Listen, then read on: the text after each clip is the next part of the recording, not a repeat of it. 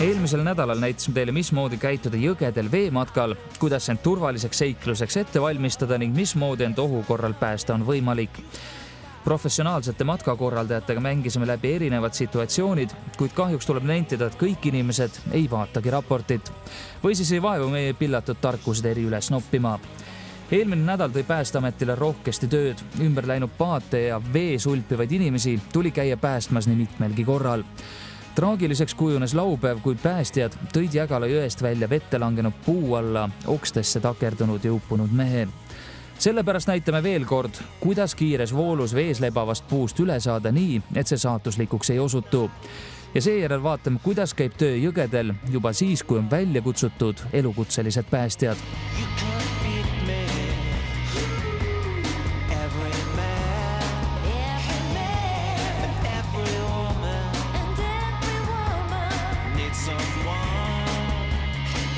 Kui jõkke kukkunud matkaja ujub enda jõul või sõprade abil lainetest välja, siis on kõik hästi. Mida teha aga siis, kui see ei ole võimalik, kuid hädalisel on õnnestunud jõuda mõne veest välja ulatuva kivinuki peale. Mõtlesime koostöös päästjatega välja legendi, kus inimene istub keset jõge kivi peal ja ootab päästjate saabumist.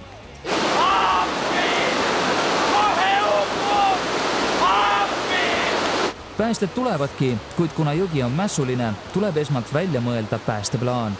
Praegu me oleme siis proovinud ühte kõige sellist keerulisemat varianti, mida me oleme kõige rohkem harjutanud. Aga nagu näha, siis selle variandi ellu rakendamine sellistes rasketes tingimustes võtab päris palju aega ja ei pruugi alati esimesel võimalusel õnnestuda. Teine kiirem variant on see, et saata sinna appi samal ajal paralleelselt siis selle nööri üleviimisega, mida praegu üritatakse, saata sinna üks päästja.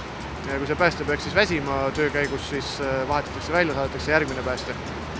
Lihtsalt öeldes tuleb üle jõe tõmmata köis, mille abil on võimalik hakata päästetavale lähenema, kuid selle üleviimine ei pruugi olla sugugi lihtne ka kogenud päästetöötajate jaoks. Aeg aga muudkui tiksub. Üritasime ujudes viia ja see ei kandnud samuti vilja. Et nüüd siis üritame koostöös kohalike süstamatkajatega viia süstaga seda nööri üle. Ja esimene katse süstaga üle viia samuti ebaõnnestus. Eelmises saates selgitasime, kui vajalik on õnnetuste vältimiseks korralik ettevalmistus ning seda ei jäta toonitamata ka vahepeal möödunud süstasõitja. Lisaks veekindlatele riietele, päästevestile ja kondoomi libistatud mobiiltelefonile võiks veematkajal kaasas olla teisigi elementaarseid päästevahendeid, näiteks nöör ja nuga. Nuga on selle jaoks, et kui see kuskile nööridesse peaksid jääma või siis ütleme niimoodi, et kellegist on mingi jama maha jäänud, siis on sul võimalik sellega ennast lahti lõigata. Et see on nagu sellepärast. Kalavõrgud ja igast muud toredad asjad ju ikka ujuvad. Et kõikide nende asjadega on tavaliselt nii, et tihti ostetakse nad siis, kui juba hilja on. Aga parem on, kui sa oled nad ennem ostnud ja neid kunagi vaja ei lähe. Vahepeal on kohalike süstamatkajate abiga köis üle jõe saanud ning nüüd tuleb see mõlemalt poolt korralikult kinnitada. Me oleme valmis teie poolt nööri vastu võtma, nii et andke järgi. Neli mees siia nöörile. Oja. Tõmmake, meil on kõik lahti, tõmmake. Okei, tõmmame.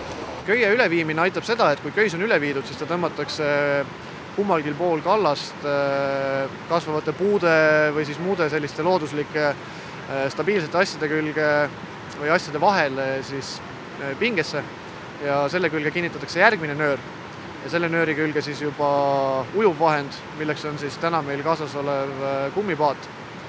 Ja siis selle nööri küljes, mis on üle jõe viidud, saab teise nööriga seda paati siis liigutada üle jõe, kas siis ühele poole kallast või teisele poole kallast ja vaikselt allavoolu lasta siis kuni kannatanuni.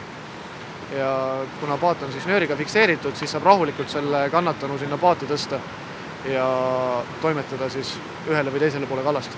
Kui tavaline olukord selline konkreetne legend päästjate jaoks on?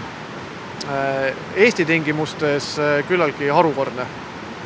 Esiteks ei ole meil sellise vooluga jõgesid aastaringi ja väga harva ka kevadeti, aga mujal maailmas, kus on tõsiselt kiire vooluga jõed kogu aeg, et siis seal tuleb selliseid olukordi tõenäoliselt rohkem ette. Kui köied on korralikult fikseeritud ja päästepaatki vette lastud, siis on kivini jõudmine ja õnnetukese päästmine juba käki tegu. Tuleb aga mainida, et ettevalmistustööd võtsid kõvasti aega ning raporti katsejänes pidi nagu konn kivil istuma lausa 2 tundi. Kui tegu on treenitud inimesega, siis kannatab ta selle ära, aga asjaarmastajale võib iga minut märja ja libeda kivi otsas 100 pikkusena tunduda. Elus! Kuidas sul kivi peal kükitud oli siis, Mart? Ma mõtlesin, et ma suren sinna. Tegelikult on ikkagi päästmine igaühe enda asi ja see, millal päästeteenistus jõuab või tegelikult isegi kui inimene hädas on ja see mõtlemine, kas kutsuda päästeteenistus või mitte, juba see on aja kadu. Et sellel hetkel, kui te mõtlete selle peale, kas kutsuda päästeteenistus või mitte, tegelikult te saate teha väga palju iseenda päästmiseks. Et kindlasti on olukordi, kus on vaja päästeteenistust, aga neid olukordi on ikkagi tunduvalt vähem, kui inimesed arvavad, et see, kui kohe haaratakse mobiiltelefoni järgi ja hakatakse päästeteenistuse numbrit valima, et tegelikult jõuaks selle aja jooksul väga palju iseenda päästmiseks ära teha. Seega tasub jällegi enne parvetama minemist kõik hoolega läbi mõelda, sest taolises olukorras viibida on üsna ebameeldiv. Suurvesi kestab tõenäoliselt vähemalt aprilli lõpuni, seega tasub õpetussõnad meeles pidada. Kui aga asi juba õnnetuseni on läinud, tuleb tegutseda ja viivitamatult. Ja sul oli küll see kummiülikond, soe pesu, kõik asjad seljas.